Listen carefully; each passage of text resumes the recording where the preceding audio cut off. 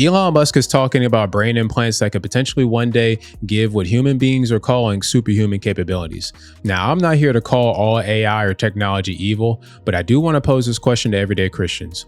When does attempting to heal the human body turn into a way that it just redefines what it means to be a human? Now, I do want you to pay attention to these 3 clips, and I want you to pay attention to clip number 3 because it's very profound. But before we get into this, please do me a quick favor by hitting that like button. Subscribe if you enjoy more faith-based content, and please share this with your family and friends so that we can be a blessing to each other. Let's get into it. Our next product is blind sight, which will enable those who have total loss of vision, including if they've lost their eyes or the optic nerve, or maybe have never seen, were blind, even blind from birth, to be able to see again. Initially low resolution, but ultimately very high resolution, and then in multiple wavelengths. So you could be like Geordi LaForge in Star Trek, and you can see in radar, you can see in infrared, ultraviolet, superhuman capabilities, cybernetic enhancement, essentially. And then along the way, this should help us understand a lot more about consciousness. What does it mean to be a conscious creature? We'll understand vastly more about the nature of consciousness as a result of this. And then ultimately, I think this helps mitigate the civilizational risk of artificial intelligence. We already sort of have 3 layers of thinking. There's the limbic system, which is your instincts, your cortical system, which is your higher level planning and thinking, and then the tertiary layer, which is the computers and machines that you interact with, like your phone, all the applications you use. So people actually are already a cyborg. You can maybe have an intuitive sense for this by how much you miss your phone if you leave it behind. Leaving your phone behind is it's almost like missing limb syndrome. Your phone is somewhat of an extension of yourself, as is your computer. So you already have this digital tertiary layer, but the bandwidth between your cortex and your digital tertiary layer is limited. Now, I hope y'all caught that conversation right there, or that statement that he made about superhuman capabilities in reference to something like Star Trek, which is a fantasy TV show. We all started with this idea with Neuralink being something to help the human body, especially with helping them with restoring their vision or restoring their illness, whether they, couldn't walk or couldn't see or anything like that, especially with restoring the blind to somebody who was blind. But I don't think that most people heard that and said, oh, that's a terrible thing. I think a lot of people who heard that particular statement, they probably saw that, oh, man, not only will I restore my vision, but also at the same time, I can get superhuman capabilities. We go from restoring sight to talking about infrared vision, ultraviolet vision, enhanced senses, superhuman capabilities, and cybernetic enhancement, like we're playing a video game like Cyberpunk. But this is where I think the conversation truly changes in this particular summer 2025 conversation that Elon Musk was having, because there's a difference between saying, how can technology help restore someone who has lost something, versus saying, how can technology make humanity do something more than human? And I personally think that those things are not automatically the same conversation. They're not. And I think sometimes we get so excited about when new technology comes out, and honestly, what the technology can do for us, that we truly forget about even the possibility that it automatically becoming some type of pursuit or something that we glorify more than we glorify other things in our lives, like Jesus Christ. Because listen, humanity gains the ability to do something that does not mean that we just throw out the discernment. We just throw it all out and just literally just say, hey, listen, give me all the cybernetic enhancements. All right. And before anybody says, hey, Rod, you're just afraid of technology. No, I'm not. But let me show you something else. Nolan Arbaugh, I'm 29 years old. About 8 years ago, I was in kind of a freak diving accident and dislocated my C4, C5. So I'm a complete quadriplegic.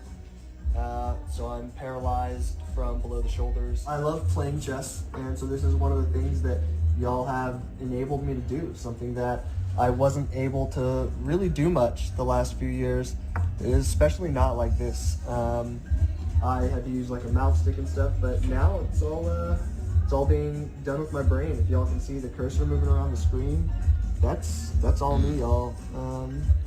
It's pretty cool, huh? Actually, can you pause the song just for the audio coming through? And that was also done with your brain? Yep. It's all brain power up there. So a lot of what we started out with was attempting to move. So I would attempt to move, say, my right hand, left, right. I think it just became intuitive for me to start imagining the cursor moving. Basically, it was like using the force on a cursor, and I could get it to move wherever I wanted. Just stare somewhere in the screen, and it would move where I wanted it to. Which was such a wild experience. Now, I've seen this clip before, and I also played this in my initial conversation. You could check that out on my channel when we were talking about Elon Musk's brain chip from Neuralink. And when I watched this one for the first time, my first thought wasn't, this is demonic because he's using this brain to move the mouse on the actual computer in order to play chess or even pause the music. My first thought to this was absolutely incredible. This is remarkable. Like, this man experienced a life-altering injury. And I know that we probably had people in our families who have had these particular type of injuries, not like this, but we have people in our families that have had injuries that we wish that we could grant them something better in order for him to have a better quality of life. And now he's controlling a computer through the signals in his brain. And I have to be honest enough to acknowledge this, because I know that discernment does not mean automatically calling everything evil. Amen.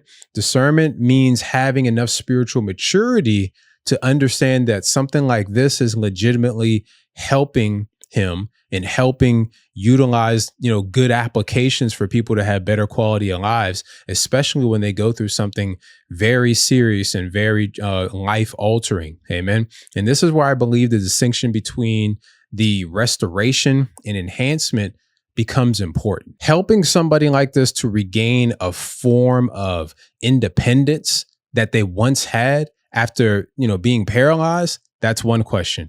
But creating a world where healthy people like me and you, amen, healthy people can now enhance themselves to where now you have a cybernetic arm, or your eyes are now being able to see infrared, where everybody has Superman eyes and we can see through walls and see through people. That's another conversation. All right. That is another totally different conversation. Now, I think that's the part that we should be paying attention to as everyday believers. Now, this is the part that makes the conversation even bigger. I want you to pay attention to this. That can be dramatically increased to the gigabit plus level.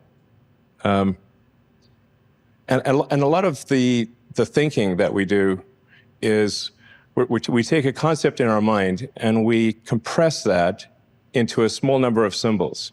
So when you're trying to communicate with somebody else, you're actually trying to model their mind state, and then take perhaps quite a complex idea that you have, maybe even a complex image or scene or kind of mental video, and try to compress that into a few words or a few keystrokes. And it's necessarily going to be very lossy. Your ability to communicate is very limited by how fast you can talk and how fast you can type. And what we're talking about is unlocking that potential to enable you to communicate, like I said, thousands, perhaps millions of times faster than is currently possible. This is an incredibly profound breakthrough. This would be a fundamental change to what it means to be a human. So we're no longer talking about restoring movements or restoring people from being paralyzed or restoring sight for somebody who has been blind. We're talking about potentially increasing the speed of human connection by thousands or even millions of times beyond what is currently is possible. That's going beyond what human capability should be. That's going beyond what God initially designed for us. And that right there is why we have to talk about this from a biblical perspective, because I know everyday Christians like this who aren't going through things or aren't afflicted with any type of illness or disease, a regular, normal human being, healthy human being will jump on something like this and attach that to their brain. And because they want to be able to have cybernetic capabilities and augmentations and enhancements.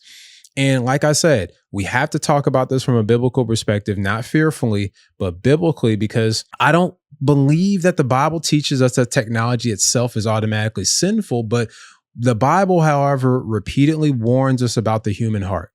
The tools change. The people change, the technology changes, the ambitions get way more sophisticated.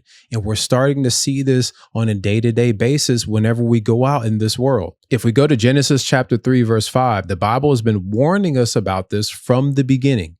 And it says, in fact, God knows that when you eat it, your eyes will be open and you will be like God, knowing good and evil. Now, let me be clear. I'm not saying that Neuralink itself is like the forbidden fruit. Amen. I'm not saying that. The desire for greater knowledge and the point itself that I'm making is the temptation of the ability to do that. The greater power, the fewer limitations, being able to see infrared and, see through walls and all that particular type of stuff. And ultimately, the belief that if humanity can gain enough knowledge and enough power, then maybe we don't need God anymore. Yep, I said it. Maybe we wouldn't need God anymore. And that's the direction that we'll go down. And when we look at this particular type of thing, we live in a culture that increasingly treats every single human limitation as a technical problem waiting to be solved. That's what we're doing right now, especially with the digital age growing so much. We don't like that our bodies look a certain way. So guess what? We go augmented. We don't like to be limited by time. So guess what? We try to change that. We don't like being limited in mortality. So we're trying to fix that. That's the problem. And it leads down to this particular question. Where does that pursuit eventually lead us? Well, there's a story in the Bible that actually teaches that. If we go to Genesis chapter 11, and it talks about the Tower of Babel. Let's read verse 4. And they said, come, let's build ourselves a city and a tower with its top in the sky. Let's make a name for ourselves. Otherwise, we will be scattered throughout the earth. Did y'all see that? I hope y'all caught that right there. Okay. The issue was deeper than the construction of the Tower of Babel. The issue involved their pride, their self-exaltation, humanity building something together in pursuit of its own glory versus glorifying God. That's the point that I'm making right here. What spirit is driving this pursuit? Are we truly trying to help people with their afflictions or their illness? Or are we trying to help people become superhuman, cybernetic people and have superhuman augmentations? What are we trying to do with this particular thing? And listen, I'm a technological person. Amen. I use technology on a day-to-day basis. Okay. So I'm not going to sit here and say, oh, all technology evil and demonic. No, I'm not saying that. What I'm saying is, where does the tool itself become the thing that we're putting our hope into? Amen. That's the thing that I'm saying with this particular tool, with this particular Neuralink. It could potentially take us down a path where we want to start changing the way that God intended us for us to be. So I'm not saying that every brain implant that we get is ultimately sinful. No, I'm not saying that any type of medical breakthroughs or technological breakthroughs are sinful. Not at all. But I do want to look at the heart of it all. I do want to look at the intentions of it all. I do want to look at the direction that it's leading us. Are we truly having the heart of God whenever we're trying to help people with their afflictions? Or are we truly trying to help ourselves, help perfectly normal people try to undo and change the way that God already made us, undo the things, the way that God had already made us as humanity? So I do think it's important for everyday Christians to pay attention to these particular things, because it promises us, being able to heal people. But then at the same time, it's also promising us something that could potentially alter the way that God intended us to be. And then we're going to be having so-called superhuman capabilities like we see in video games or like we see in these movies. So we have to remember that Jesus is king. We have to remember that, God made us this particular way. Our hope is not in technology. Our hope is not in, in man and what they can do for us. Our hope is in Jesus Christ. So let's make sure we keep that first and foremost. But let me know what you all think in the comment section down below. Do you think there's a difference between trying to help people with technology in order to help their ailments and afflictions? Or do you think, going down a path that we can potentially have cybernetic capabilities and superhuman augmentations is probably the way to go? I would like to know what you all think in the comment section down below. If you're new here, please make sure you hit that like button and subscribe if you enjoy more faith-based content and also biblical discernment. Until the next time, be blessed.